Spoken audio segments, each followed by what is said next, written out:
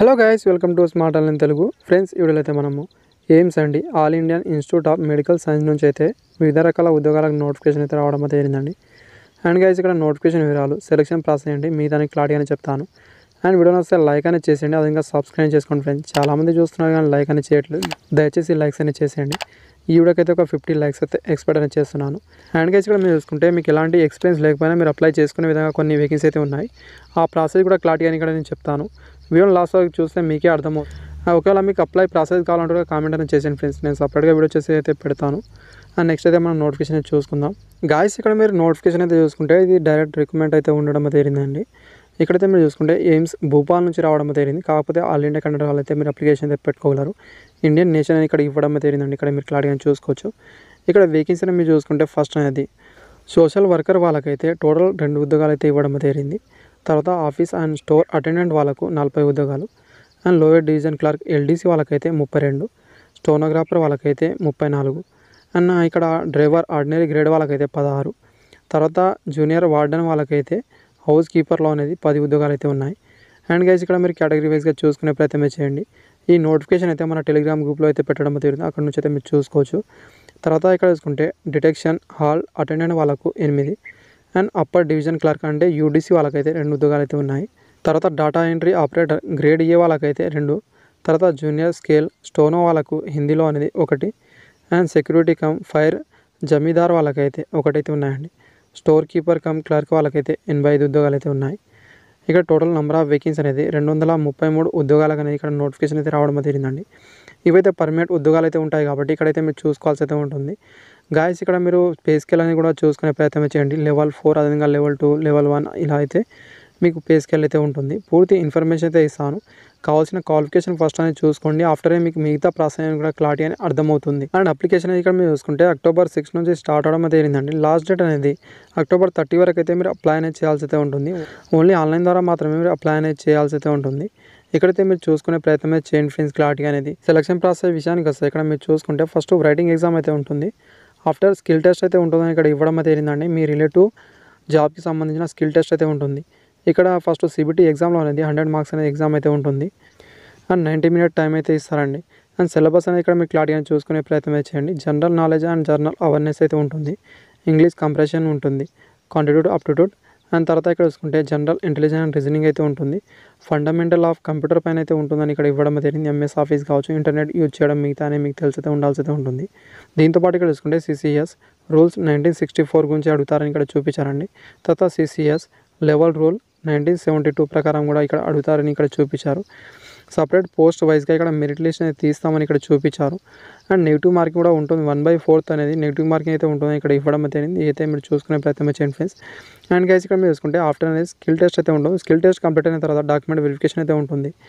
After medical exam అయితే ఉంటుందండి. And సింపుల్గానే ఉంటుంది, మరి అంత హార్డ్గా అయితే ఉండదు. అయితే మీరు చూసుకునే ప్రయత్నం చేయండి. ఏజ్ లిమిట్ విషయానికి వస్తే ఎస్సీ ఎస్టీ వాళ్ళకైతే 5 ఇయర్ వరకు, ఓబీసీ నాన్ క్రిమినల్ వాళ్ళకైతే 3 ఇయర్ వరకు, పీడబ్ల్యూడీ వాళ్ళకైతే 10 ఇయర్ వరకు అయితే ఏజ్ రాష్ట్రం వర్తిస్తుంది. అదేవిధంగా గవర్నమెంట్ ఎంప్లాయీ వాళ్ళకు కూడా ఏజ్ రాష్ట్రం వర్తిస్తుందండి. ఇక్కడైతే మీరు క్లారిటీగా చూసుకునే ప్రయత్నం చేయండి ఫ్రెండ్స్. గాయస్, క్వాలిఫికేషన్ అనేది సోషల్ వర్కర్ వాళ్ళకు 12th క్లాస్ అయితే పాస్ అయి ఉండాల్సి అయితే ఉంటుంది. ఆఫ్టర్ అనేది 8 ఇయర్ ఇక్కడ వర్క్ ఎక్స్పీరియన్స్ అయితే ఉండాల్సి అయితే ఉంటుంది సోషల్ వర్కర్లో అనేది గమనించండి.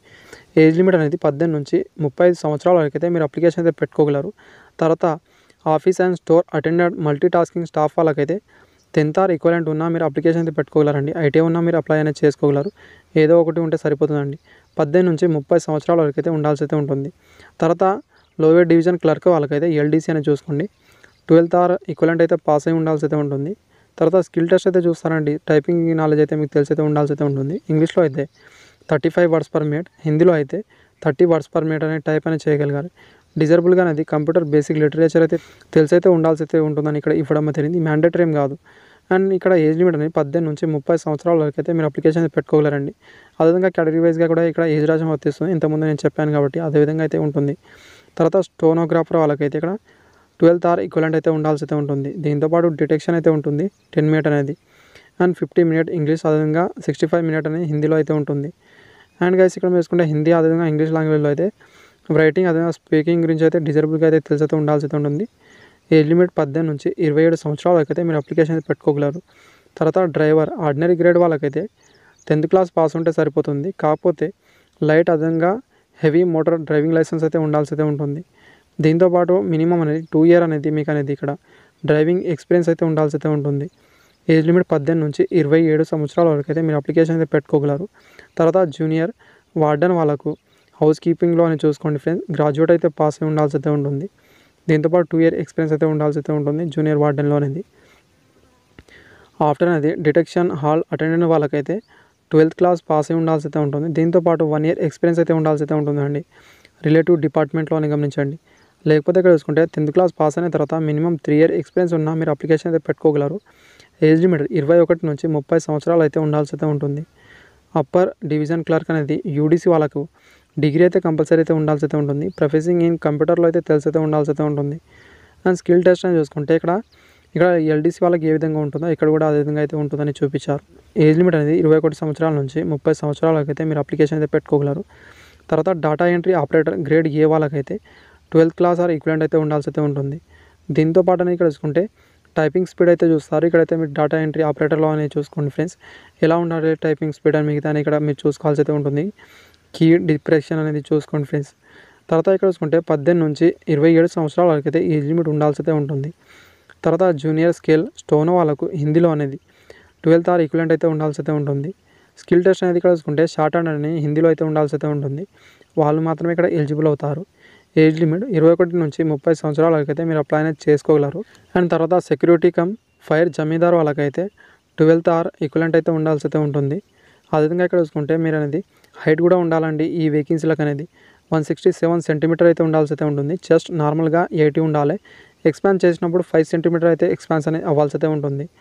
అండ్ గైస్ ఇక్కడ మీరు చూసుకుంటే హిల్స్ ఏరియా వాళ్ళకు కూడా ఏజ్ రియాక్షన్ వర్తిస్తుంది. అవైతే ఇక్కడ మీరు చూసుకునే ప్రయత్నం చేయండి ఫ్రెండ్స్.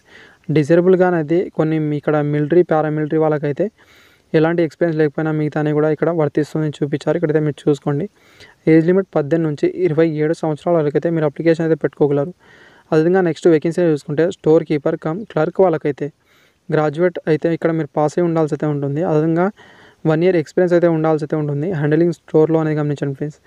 డిజరబుల్గా అనేది పోస్ట్ గ్రాడ్యుయేట్ అయితే అడిగారు. ఇది మ్యాండేటరీ ఏం కాదు, ఉంటే ఎక్కువ ప్రిఫరెన్స్ అనేది ఇచ్చే అవకాశం అయితే ఉంటుంది. ఏజ్ లిమిట్ 18 నుంచి 30 సంవత్సరాల వరకు అయితే మీరు అప్లికేషన్ అయితే పెట్టుకోగలరు. గాయస్ సిలబస్ అనేది ఎలా ఉంటుంది మిగతాని కూడా ఇక్కడ క్లారిటీ అనేది మీరు చూసుకునే ప్రయత్నం చేయండి ఫ్రెండ్స్. అవి ఇక్కడ మీరు చూసుకుంటే ఈజీగా మీకు అనేది అర్థమవుతుంది. అండ్ గైస్ ఇక్కడ ఏ సిలబస్ నుంచి ఎంత మార్క్స్ వస్తుందో కూడా ఇక్కడ క్లారిటీగా ఇవ్వడం జరిగిందండి. ఇదైతే మీరు చూసుకునే ప్రయత్నమే చేయండి. మెయిన్గా ఇక్కడ మీరు అప్లికేషన్ ఫీజు అయితే చూసుకోండి. ఆఫ్టర్ అనేది మీరు మిగతా ప్రాసెస్ అనేది ప్రొసీడ్ అనేది అవ్వండి ఫ్రెండ్స్. అండ్ అప్లికేషన్ ఫీజు అనేది చూసుకుంటే జనరల్ ఓబీసీ ఈడబ్ల్యూఎస్ వాళ్ళకైతే 1200 ఫీజు అయితే ఉంటుంది. ఎస్సీ ఎస్టీ పీడబ్ల్యూడీ వాళ్ళకైతే 600 ఫీజు అయితే ఉంటుందండి. ఇవైతే మీరు ఆన్లైన్ ద్వారా ఫీజు అనేది పే చేయాల్సి అయితే ఉంటుంది అప్లికేషన్ చేసేటప్పుడు అయితే.